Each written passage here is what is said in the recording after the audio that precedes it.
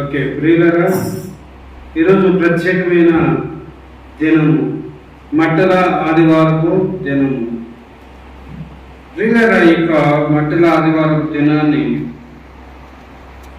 ప్రపంచమంతా ఈరోజు ఇది జరుపుకుంటున్న రోజు. ఆ దినాల్లో యూదులు యేసు ప్రభు వారి గురించి అనుకున్నారంట. ఏమనుకున్నారంటే ప్రియులారా, ఏమనుకున్నారంటే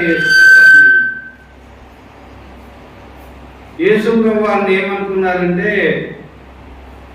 యేసు ప్రభు వారి రాజుగా మమ్మల్ని ఏలుతాడు, మమ్మల్ని అంతా బాగా చూసుకుంటాడని ఆ దినాల్లో యూదులు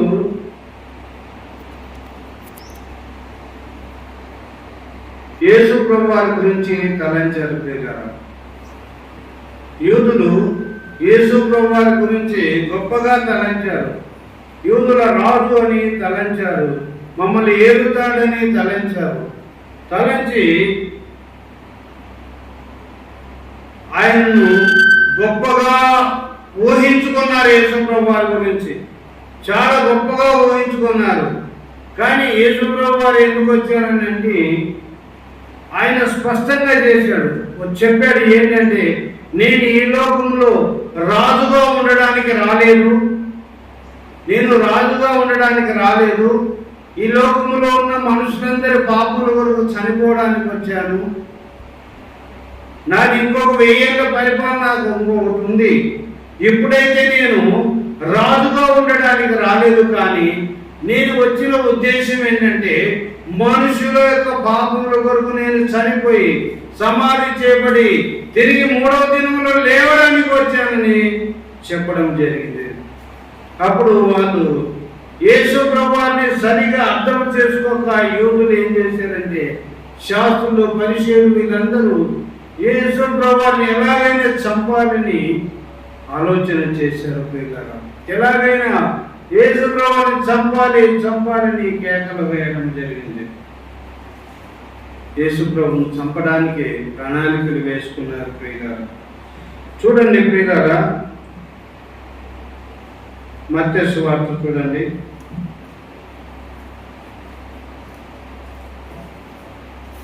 మత్తయి సువార్తలో 21వ అధ్యాయము 1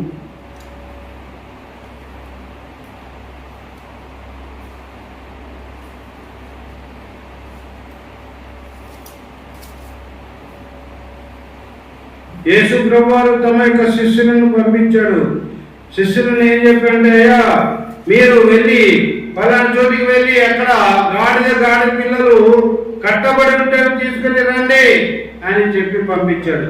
శిష్యులు వెళ్ళి ఆ యొక్క కట్టబడిన గాడిదను విప్పుతుండగా మిమ్మల్ని అడుగుతారు, ఎవరు మీరు ఎందుకు విప్పుతున్నారని అడిగితే, ఇది యేసు ప్రభువునకు కావాలని చెప్పండి, వాళ్ళు ఇప్పి మిమ్మల్ని మీతో పాటు పంపుతారు, ఆ గాడిద పిల్లలని చెప్పారు.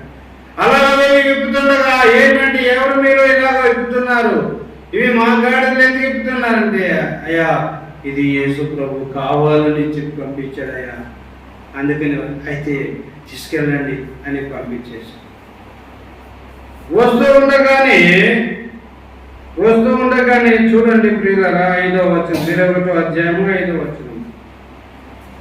ఇదిగో నీ రాజు సాత్వికుడై గాడిదను భారవాహక పశుపిల్లైన చిన్న గాడిదను ఎక్కి నీ యొద్దకు వచ్చుతున్నాడని సియోను కుమారుతో చెప్పుడు అనున్నది. ఇదిగో సియోను కుమారి, యేసు ప్రభు గాఢ పిల్లమైన ఎక్కి వస్తూ ఉన్నాడు మీ దగ్గరికి. ప్రియులారా, ఎంత దీనంగా ఈ లోకంలో బ్రతికాడంటే, గాడిదని మనం ఎక్కి ఇచ్చేస్తామా, ఊర్లో తిరుగులాడతామా, గాడిదని ఎక్కగలము, గుర్రం అయితే ఎక్కగలము, గుర్రం అయితే ఎక్కి సవారీ చేస్తాం. కానీ యేసు ప్రభువారు ఒక గాడిద మీద సామాన్య మానవుడిగా వస్తూ ఉండగా ఆయనను కూర్చి అంటున్నారు. 9వ వచనం చూడండి. గాడిద మీద వస్తుండగా యేసు ప్రభువారిని, దావీదు కుమారునికి జయము, ప్రభుపేట వచ్చేవాడు స్తుతింపబడును గాకని సర్వోన్నతమైన స్థలంలో జయము అని కేకలు వేస్తున్నది. ఆయన గాడిద మీద వస్తుంటే జయము జయము అని కేకలు వేస్తున్నారు. దావీదు కుమారునికి జయము, దావీదు కుమారునికి జయము జయమని కేకలు వేస్తున్నారు. ప్రియులారా, దావీదు కుమారునికి జయము జయమని కేకలు వేస్తున్నారు. ఎంతగా దేవుని ఆరాధన ఇందులో దేవుని ఆరాధన చేయడము, దేవుని స్తుతించడం ఇక్కడ మనము చూస్తూ ఉన్నాం. హృదయమంతటితో దేవుని, ఒక గాడిద పీళ్ళ మీద వచ్చిన వాడిని ఘనంగా ఎంచుతాడు ఎవరైనా? వారు గుర్తెరిగారు ఆ సమయంలో. దావీదు మహారాజు, దావీదు కుమారునికి జయము జయము జయము జయము జయము యేసు నామమునకు ఎల్లవేళల జయము. మన పాపము మన శాపము యేసు శిలువలో మోసెను, కల్వరి శిలువలో సాతాను సైన్యము కూల్చివేసెను మన పాపము. ఇదిగో దావీదు కుమారునికి జయము జయముని దేవుని స్తుతిస్తున్నారు. ప్రియులారా, దేవునికి స్తుతించేవారు కావాలి, దేవుని ఆరాధన చేసేవారు కావాలి. మనం అనేక సార్లు ప్రార్థనలో, ప్రభు నాకు ఆ కష్టం ఉంది, ఈ కష్టం ఉంది, ఈ ఇబ్బంది ఉంది, ఆ ఇబ్బంది ఉంది, నాకు అది తీర్చు, అది ఇది తీర్చు, ఆ సహాయం చేయి, ఈ సహాయం చేయమని అంటూ ఉంటాం. కానీ దేవుని స్తుతించడంలో ముందుకు ఉండాలి. ప్రియులారా, ప్రార్థన చేసి చేసి యేసు నామములో అడుగుతున్నాను తండ్రి ఆమేన్ అంటారా కదా? దేవుని ఆరాధన చేసేది ఉంటుందా కదా? ఆరాధన చేసేది ఏమన్నా ఉంటుందా? ఏం ఆరాధన, అంత అడుక్కోవాలి. తప్పు కాదు అడగడం, దేవుని అడగడం తప్పు కాదు, మనం అడగాలి. కానీ దేవుడు ఇలాగా ఆరాధన చేయబడాలని ఇష్టపడుతున్నాడు. దేవునికి మనం ఏదైనా ఇస్తున్నామంటే ఆరాధన, యేసుని ఆరాధించడము, యేసుని స్తుతించడము, యేసుని కొనియాడడము. ప్రియులారా, ఇక్కడ వీరు దావీదు కుమారునికి జయము జయము అని కేకలు వేస్తున్నారండి. దావీదు కుమారునికి జయము జయము, ప్రభు పేరు వచ్చి వాడు స్తుతింపబడును గాక, సర్వోన్నతమైన స్థానములలో జయము, సర్వోన్నతమైన స్థానంలో జయము, దేవుని మందిరములో జయము, సమాజ కోరికలలో జయము, కుటుంబ కోరికల్లో జయము. ప్రియులారా, జయము జయము జయము జయము అంటే ఏమంటున్నాడంటే ఇక్కడ హోసన్నా హోసన్నా హోసన్నా హోసన్నా అని కేకలు వేస్తున్నారు. ప్రియులారా, దేవునికి హృదయానికి చేరువయ్యే భక్తి మనలో నుండి కోరుతున్నాడు. ప్రియులారా, మనము దేవుడు ఎలా ఉన్నామంటే, మానవుడు దేవుడు ఇలాగ వేరువేరుగా బ్రతుకుతున్నారు. వేరువేరుగా ఉన్నవాళ్ళు ఇలాగా ఒక్కటిగా అవ్వాలని దేవుడు ఇష్టపడుతున్నాడు. యోహాను పత్రికలో ఏముంటుందంటే, నాయన వీరును మీరు నేను ఏకమైందులాగానే ఉందండి. హల్లెలూయా.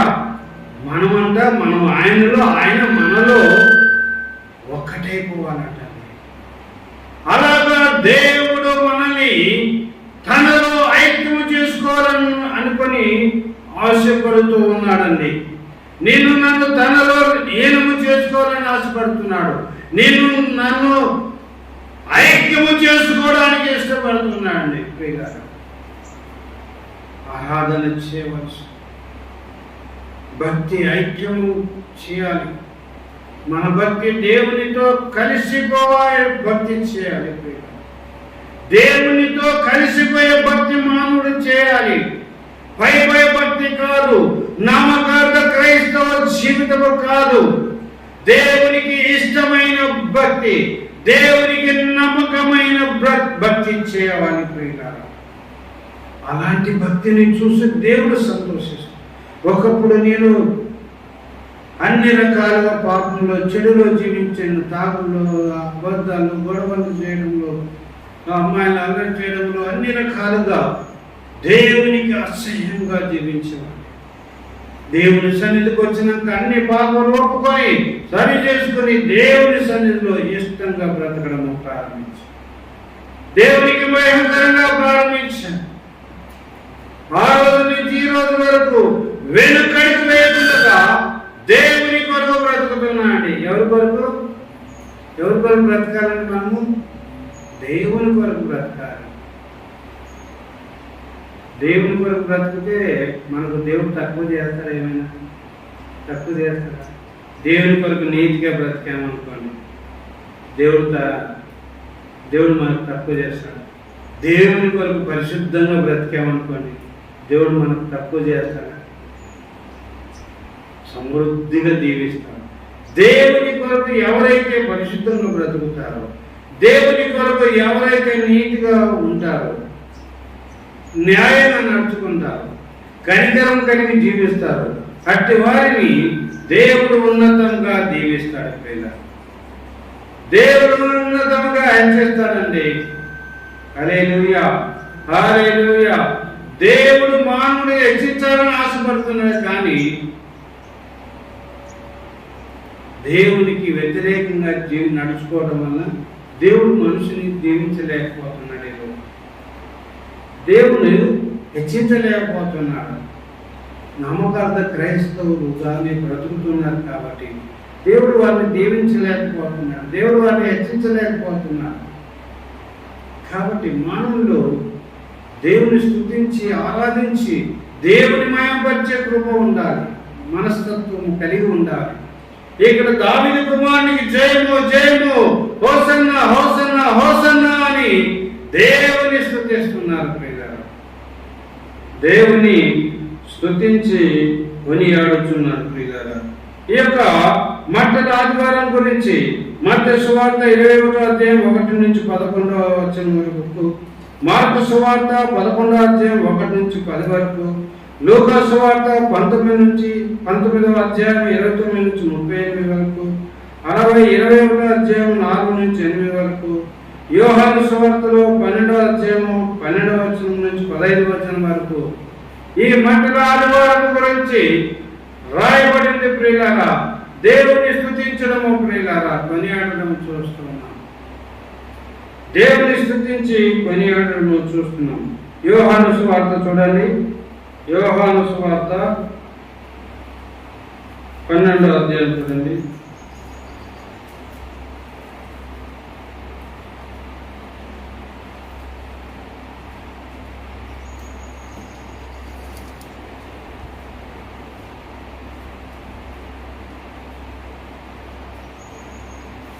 మరునాడు ఆ పండుగ వచ్చిన బహు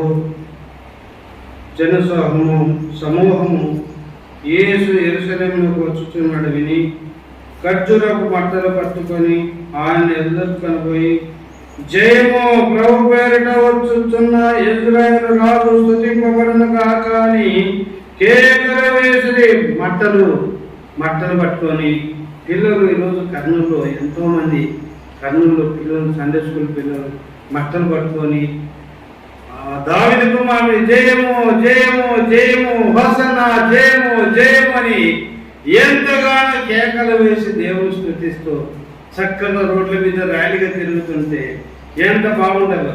ఆ మట్టలకు పూలు డిజైన్ పూలు వచ్చి, ఈత మట్టలు ముళ్ళకు వచ్చి ఎంత ర్యాలీగా వెళుతూ స్తుతిస్తూ పోతుంటారు.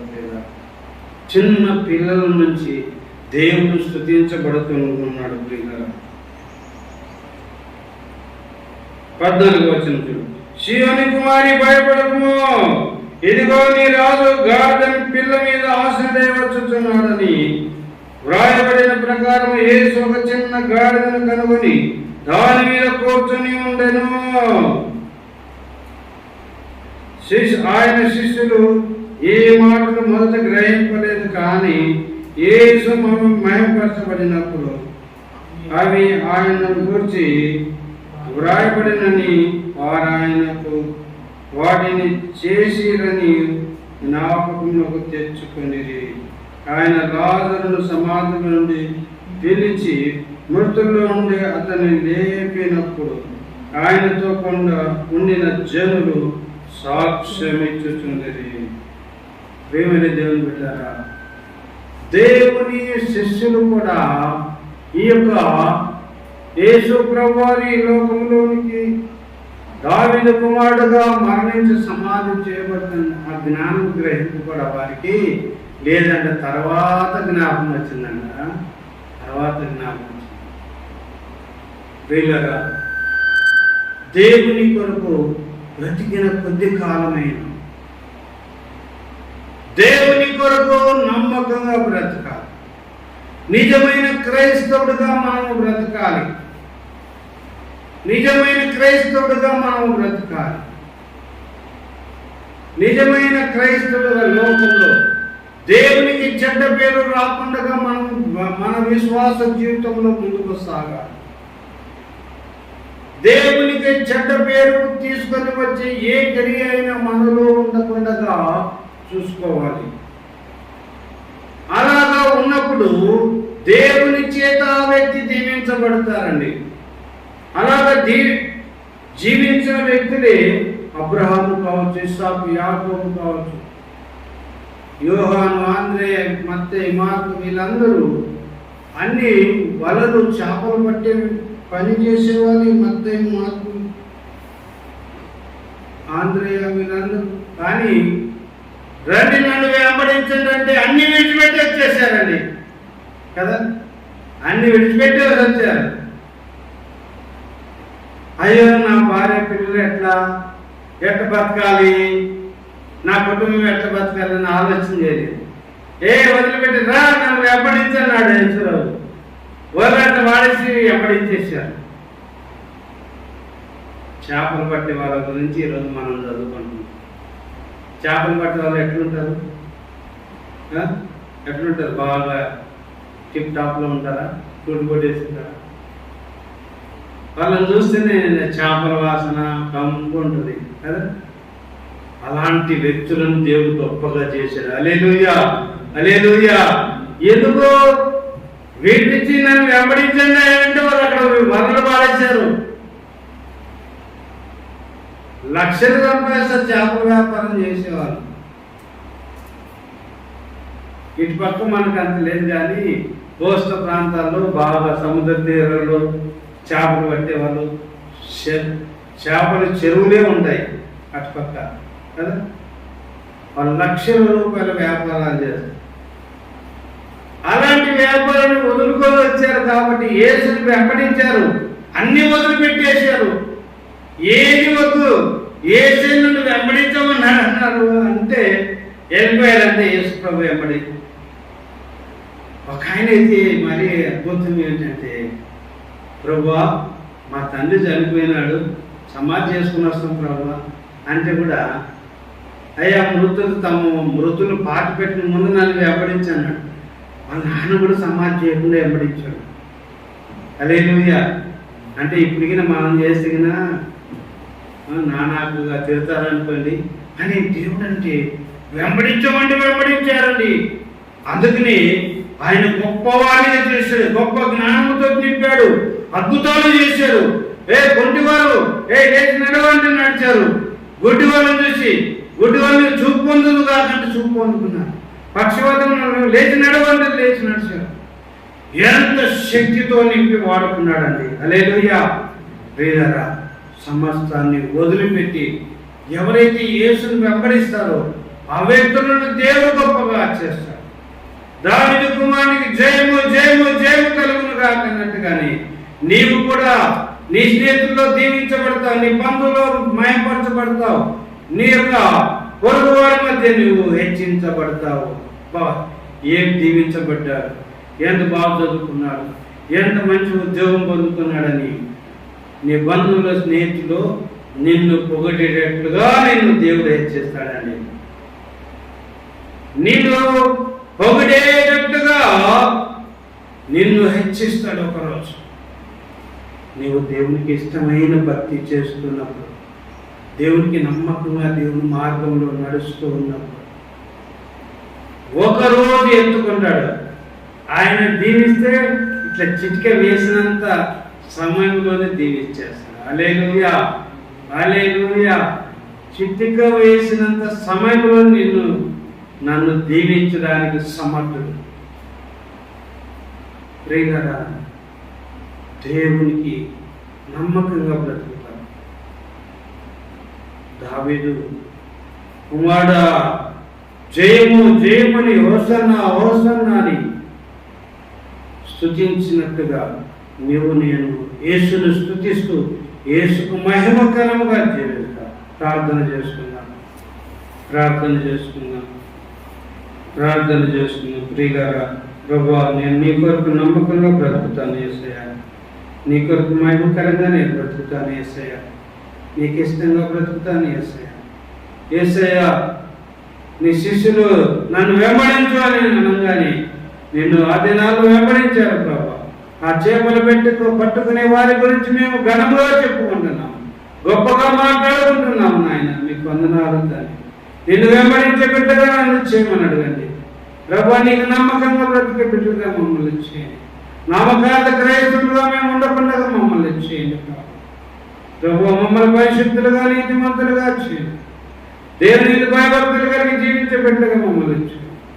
యేసు నామములో అడుగుతున్నాము తండ్రి, ఆమేన్. తండ్రి యొక్క ప్రేమ యొక్క మన యొక్క కృప పరిశుద్ధ ఆత్మ యొక్క నిత్య సహవాసము సమాధానం ఎప్పుడు ఎల్లప్పుడు సదాకాలము దేవుని స్తుతించినట్టుగా గణపరిచినట్టుగా హోసన్నా హోసన్నా జయము జయమని దేవుని స్తుతించి గణపరిచినట్టుగా పరిశుద్ధాత్మ దేవుడు మనకందరికీ సహాయం చేయను గాక. ఆమేన్, ఆమేన్.